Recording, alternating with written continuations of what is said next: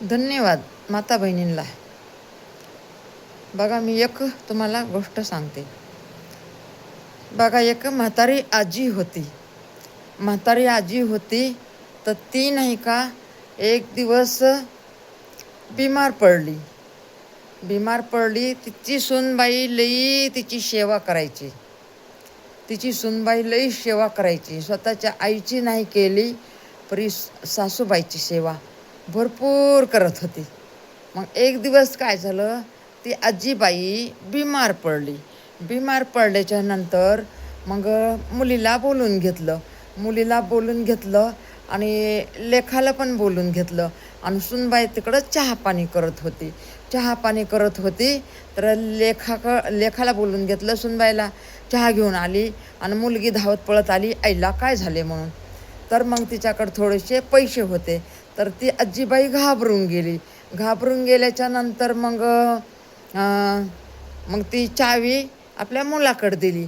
मुलाला म्हणली, बाळा ते माझी पेटी तर घेऊन ये. तर मग ते पेटी घेऊन आला. तर त्याच्यामध्ये थोडेसे पैसे होते. पैसे होते तर घाबरून शिनी सुनबाईला म्हणली, सुनबाई हे बघ, हे पेटीत काय आहे ना, तू घे. तर आता पेटी खोलल्या त्या मुलीला काय वाटलं, आई मला द्यायली वाटतं. परी तिला माहिती होतं ना, माझ्या लेकीनं मला कधी चहाचा कप नाही बनवून दिला आणि माझ्या सुनबाईनं एवढी माझी सेवा केली. तर तिला काय वाटलं की कमी जास्त होईन म्हणून ती चावी घेतली, पेटी आणली लेखानी आणि पेटी खोललं तर मुलीला वाटलं मलाच द्यायली काहीतरी, म्हणून शिने गैरसमज झाला आणि आपल्या सुनबाईच्या हातामध्ये दिलं. ते तेवढे पैसे होते, एवढे म्हणजे काय असते 10-15 हजार.